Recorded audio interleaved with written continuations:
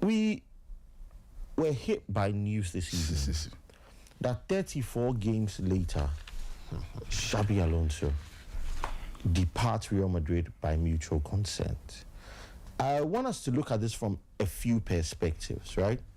First perspective will be how fair this is and whether it's fair or not. Second perspective will be connecting it to the trend of managerial sackings over the last week or so.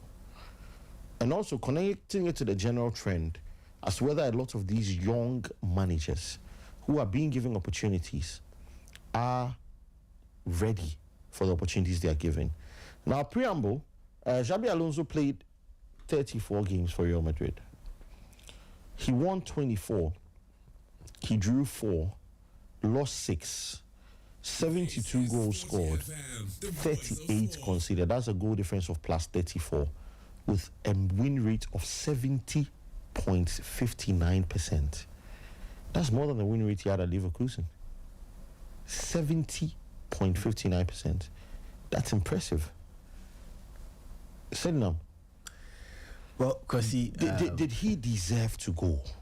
Well, from what we are reading and putting together so far, there's one school of thought that says that he was sacked, and there's another school of thought that says that there was mutual understanding. So I think for us, let's stick to the official language. They said it was mutual. Yeah. There are people reporting that he wanted to leave because of dressing room rancors and all of that. Yeah. People are saying that, but per official communication, they said he left by mutual consent. Yeah. And to buttress that, there were members, from what I gather, in this Real Madrid board that did not want him to leave.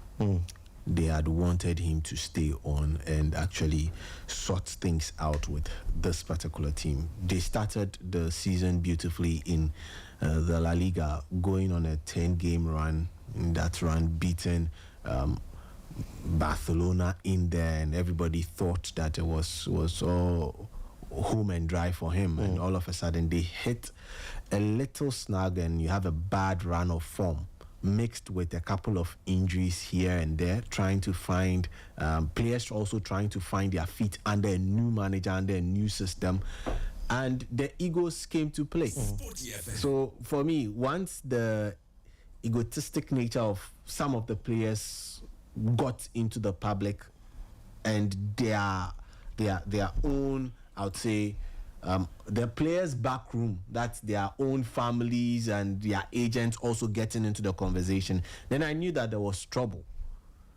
One manager, 3 big, how do I put it, personalities in the dressing room, you seem to have issues with all of them, or all of them have issues with you.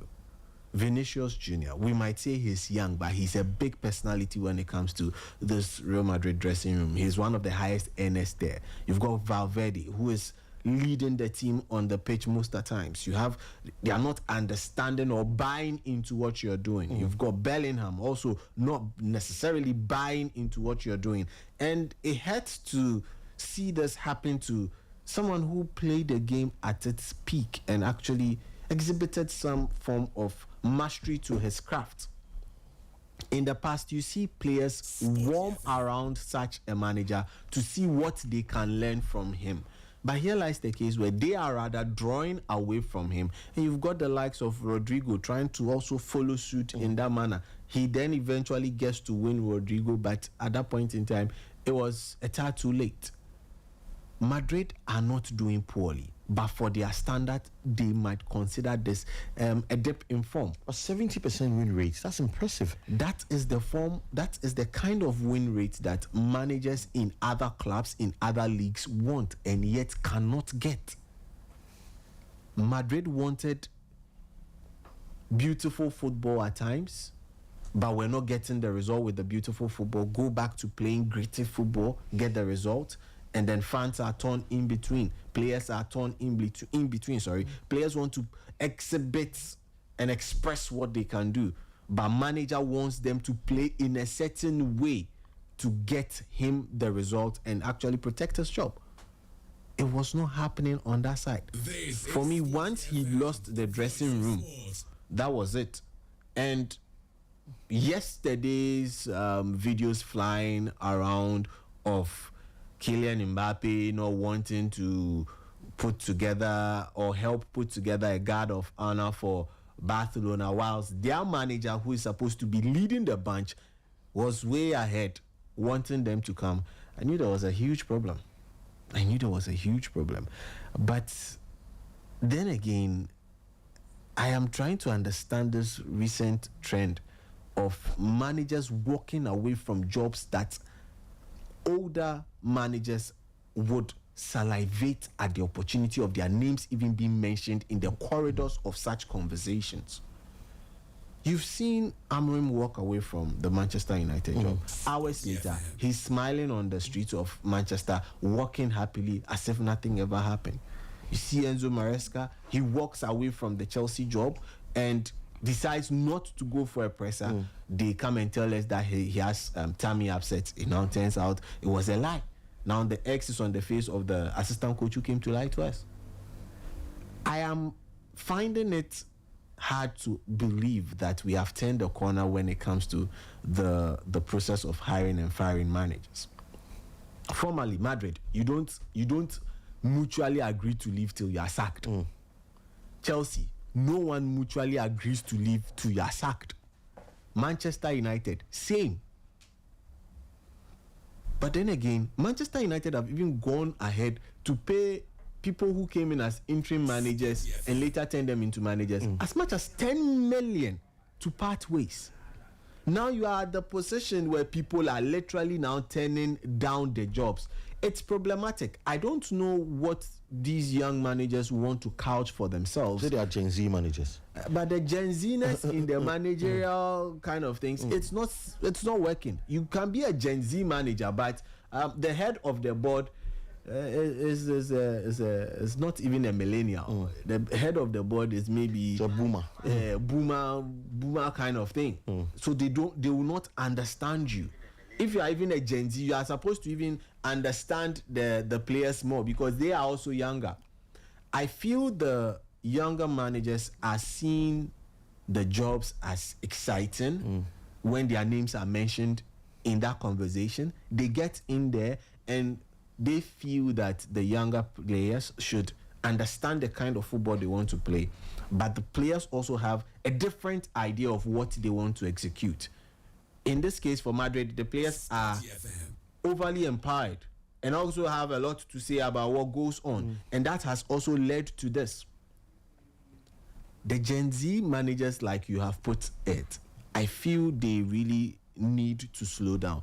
They believe there's a lot of time, number one, and there's a lot of opportunities out there in the market for them, so they can pick and choose which job to get into. The ones who are actually exhibiting such character are the ones who have actually chalked some success. In the past, we have seen managers who have not chalked successes, who were young, exhibiting such characters. They have disappeared. So I expect these young managers who are coming up to take a cue from such and learn from it. You can have your ways of doing things, but the adaptability and flexibility is what makes you a great manager. We know Mourinho was very brutal, but occasionally he adapted things tactically, and that helped him in certain games. Mourinho cannot go and stand in front of Barcelona and play the way Mourinho we know plays and not get beat.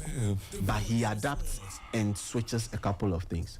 It didn't work for Xabi Alonso. I don't know which job you would like to get into next. I don't know whether Liverpool would do anything similar.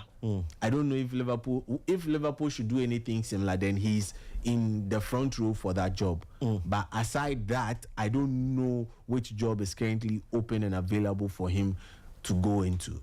They should have been in jobs. Absolutely. Arteta is not a young manager that's facing any of those issues because he's been given time. But then again, this Xabi Alonso sacking for a lot of people like him is a bit of a weird one. But then again, you look at this Real Madrid team and the egos in that team. You talked about the Viniciuses, the Mbappes, etc. Was it perhaps too early for a coach of his caliber? Before that, he had only coached Sociedad B and Leverkusen. Was it perhaps too early for him to walk into such an environment? Should he have perhaps gone to cut his teeth somewhere else? I don't think the sacking was weird, first of all. I don't know. I saw it coming. Like 6 defeats in 34 games. I mean, that's it's not about the record. You see, you are focusing on. We have this. You see, we you spoke about Gen Z manager. I think we are also a Gen Z football host. I beg you, I'm not that young. Because no. In the sense that he's bought this Gen Z stats. Madrid don't care about stats. Madrid are not looking at for the stats. They look. I say there are 2 jobs in this world where you are just not you are not going to be allowed to coach your players. You are not going to be allowed to only coach your players. You need to manage your players. And those 2 jobs are with Manchester United and Real Madrid. These 2 clubs, you are not just a coach. And Thierry Henry made a statement, I think, in the last Champions League game week. He said his assessment of Xabi Alonso was he was coaching more than he wants to manage. But he was coaching more than managing. And at Madrid, they require you to manage more than you coach. I felt that summarizes everything that is going on with everything that has gone wrong with Xabi Alonso at Madrid. For me, in hindsight, even though I supported the move initially because I felt Xabi Alonso had done a lot at Bayer Leverkusen to earn himself the big step, and it doesn't come bigger than Real Madrid. So I was happy on a personal level for Xabi Alonso, who is one of the coaches I've admired in the last 3 years. I was happy for him that he got. Everyone who gets to play or coach at Real Madrid, I'm happy for you because that's the pinnacle of club football in the world. So I was happy for him. But then the problem with this is after 3 months, I started seeing red flags. You mentioned managers who are leaving jobs, and you mentioned 3 managers: Xabi Alonso, Enzo Maresca, and Ruben Amorim. What is the common factor with these 3 managers? They want to coach. Yeah. You understand? These guys want to coach. They want to spend more time with their boys in the dressing, on the pitch, in the training ground. You remember Ruben Amorim? His very first post-match press conference for Manchester United against Ipswich. What did he say? He said he's been at United for 14 days and he's had more press conferences, he's had more interviews than he did in 5 months at Sporting Lisbon. That is the kind of environment you find yourself in. This man is someone who doesn't want to even be in the limelight. He just wants to be on the pitch with his players to coach. At Manchester United, you won't get that. At Real Madrid, you won't get that. At Real Madrid, you don't just have to coach. You have to manage. At Chelsea, with whatever is going on with Todd Bowley, Egbali, or whoever the directors are, Maresca wasn't getting that. That's why he was always clashing with the board, because they kept interfering in his work. Of course, there are some question marks about him. But if you listen to the whole story, it's a common... So not to stop you, Liverpool have just taken the lead in their game against Barnsley. Szoboszlai with a shot from outside the box. Fantastic goal from Liverpool. Liverpool won, Barnsley nil. Yeah, carry on. Yeah. So that is there's a common trend among all three managers that have been sacked. They wanted to coach their boys. They wanted to spend time on it. And you see, and it's the Gen Z way. Because these Gen Z managers, they are philosophical managers. Yeah. Most of them, I would say, came from the Pep Guardiola school of thought, where they need to imbibe a particular style of play in their players. It's like they micromanage every little detail on the pitch. And the only way you get this right is spending more time with your players on the pitch, in the training ground. So when you bring these other distractions, it distorts them. And that is what has been the common factor between these 3 coaches. There have been too many distractions. Now let's take Xabi Alonso. He walks into Real Madrid. The very first thing wrong in Real Madrid was there's a power play going on between Kylian Mbappe and Vinicius Jr. They can try to deny it all day long. They can try to downplay it, hug each other on the pitch, but we can see it clearly. We've been following football for far too long. Even before I was born. Charlie, why are you making it look like I'm some listening? Right, you say I say be Jay-Z, you say you don't be Jay-Z. Right, I say you grow, you say you don't grow. I did. So you see, no, because I believe you when you watch a team for 5 games, you can tell if there's like there's disunity between certain players in the Absolutely. I mean, it's always obvious. It's always obvious. So they can deny it all they want, but we know there was power play. Vinicius felt he had paid his dues and he deserves to be the number one. Then Madrid have gone to chase their 5-year target. A player they've always wanted to come to be the next face of the club. They now bring him in, so now you have 2 players who want to be the face of the club.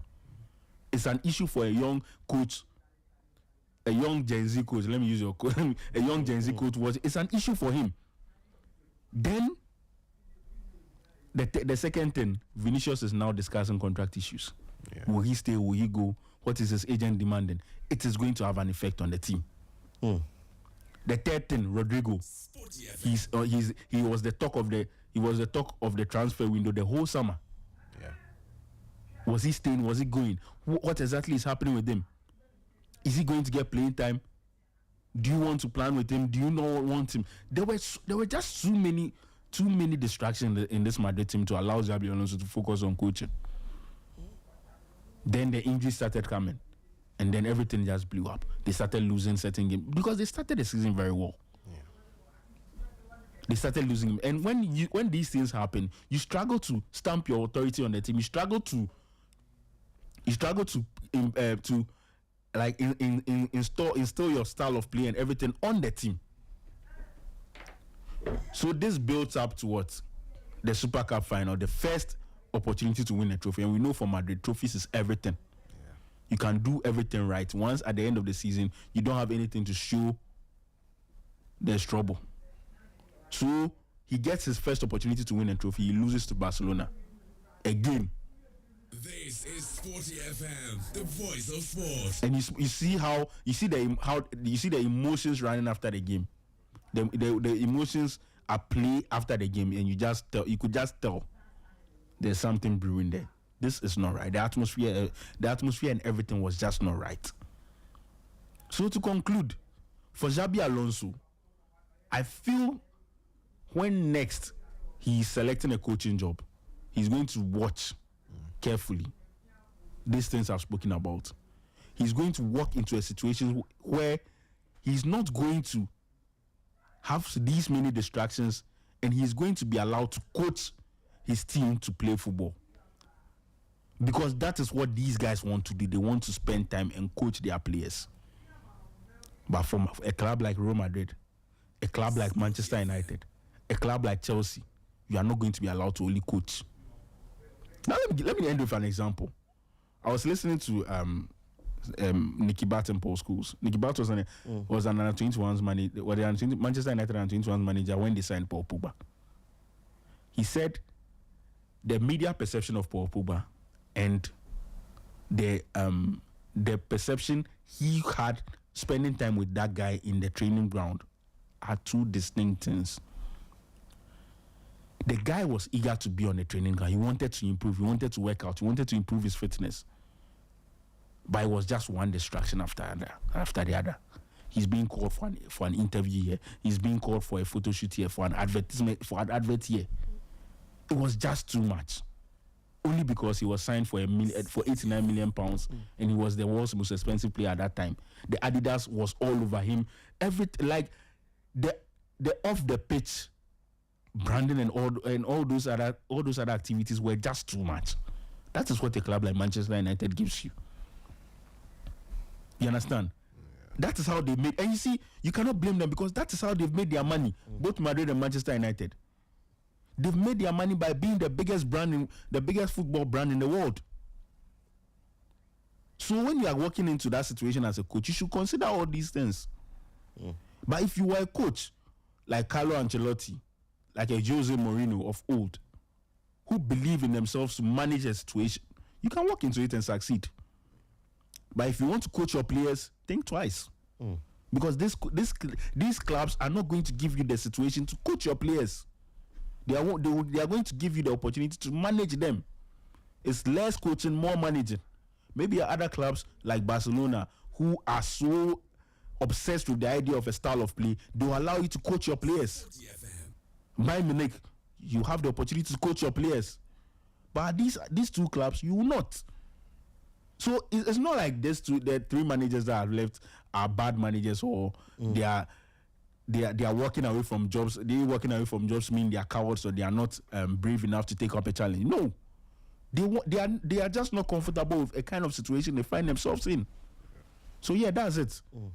And I believe the next Madrid manager should be someone who is coming to manage the players, like the way Zidane did.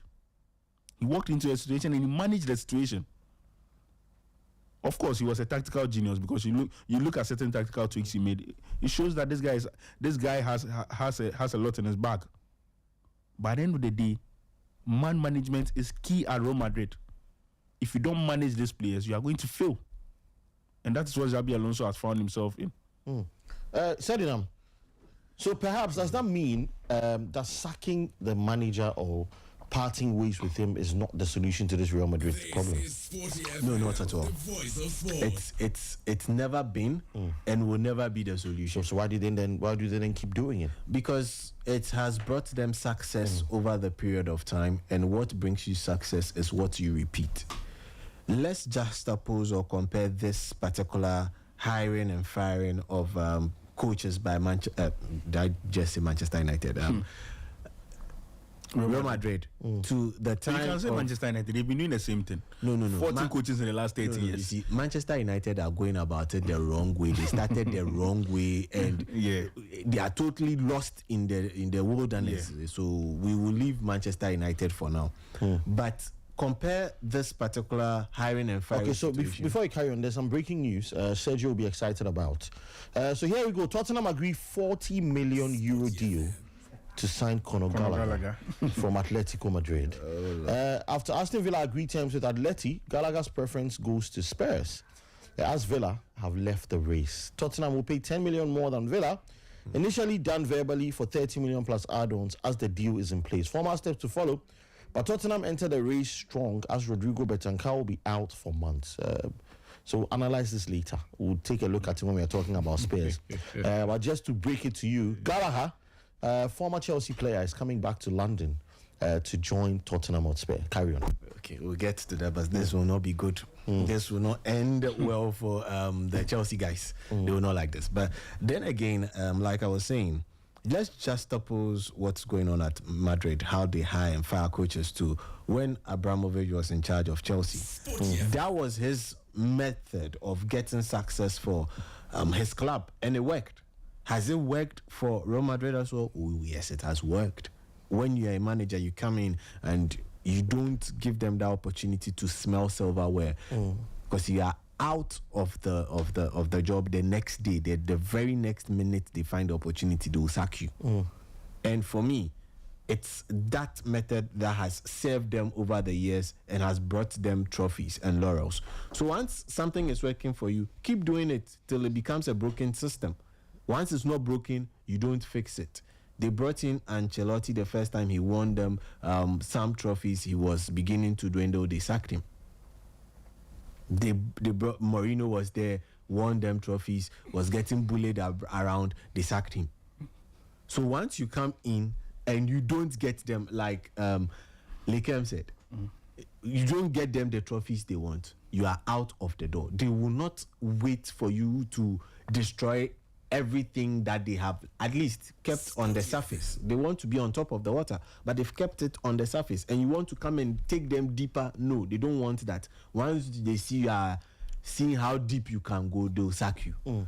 The trophy, or you are out of the door. And for me, it's worked for them. So I think Florentino Perez should just continue. But is Arbeloa the solution? 23 games for Castilla, he's lost 8. He's not the solution. He's just the man to steady the ship. They would definitely get a new manager. And who do you see coming into that job at this moment? Look across world football. Who fits the bill for this Real Madrid job? Well, that's where it gets difficult, because they, like Bekem said again, they need someone to actually manage the egos in the dressing room. They've tried it with a young coach. It did not work. They thought that they had found the new Zidane in Xabi Alonso. It did not work. That would mean they will need to look for an experienced head. Yeah. I know the perfect name for them. Who's the perfect name? Zinedine Zidane. You should go back to them. See, he's the only one who can manage the situation. He's the only one. Look, But is that to say there's a lack of experienced managers in the world now? I'm saying there's a growing trend of managers who want to imbibe their style of play in teams they work into, and it's not going to work for any of them at Real Madrid, given what you've seen from Xabi Alonso. Enzo Maresca should sit at home. I don't think that situation will be, if the Chelsea situation wasn't conducive enough for him. I don't get how this Madrid situation, with all the drama going on with Florentino Perez and all, is going to be good enough for him. If they come in terms, for example, Mikel Arteta, will he fit the bill? I don't think he's ready for that job. They don't have that patience. They don't even have the. I feel the thing is that I feel Arteta is ready now. He's a far more experienced manager than he was now when he walked into the Arsenal job 6 years ago. Sure. I think he's more experienced now. But I just feel at Madrid, he's not going to get the kind of situation he wants. Arteta as a man manager, you expect him to stamp his authority. He doesn't kowtow to player power at all. But Madrid is a different case, and I feel like he's going to be, if he takes the kind of leadership he's been allowed to have at Arsenal to Real Madrid, he's going to be fighting the players in the first 3 months. Because at Arsenal, he was allowed to have power over the players, and he created a situation where every single player in the team could talk to him. And Madrid is not going to be that. It's not going to be that way. Yeah. Because some players are not. You see, when they have issues, they are not going to walk to Arteta. They are going to walk to Perez. Yeah. And that is where the first issue is going to stem from. Because at Arsenal, I can tell you, it's not that way. Everyone walks through Arteta before they go to Andrea Beta or Richard Gallagher. At Madrid, they don't even go to the CEO or the sporting director. They go to Perez Street. And that is the issue. That is the issue a manager like Mikel Arteta will have at Madrid. I believe the only one to manage Madrid is Zinedine Zidane. Tottenham, do you believe so as well? I think... Or the other names are swimming in your mind? Not necessarily, because then, again, you mentioned Florentino Perez. He needs to decide what this team needs to do. Are you going to try and go for an idealistic coach? You see, I thought that was what he was going to do with the Xabi Alonso appointment. I thought maybe with the Xabi Alonso appointment, Madrid are going to... And John mentioned this year that after he was appointed, that he sees Madrid beginning a project with Xabi Alonso. That's what we all thought. But 6 months down the line, we've been made to realize whatever we're thinking was wrong. Because Madrid just don't have that in them to move that way. No, but I think they need to start moving that way. Here lies my case, because of the sort of players they are signing. Look at is it Carreras? Yes. Carreras is a young lad. Yeah. You are bringing in Adagula. Adagula is a young lad.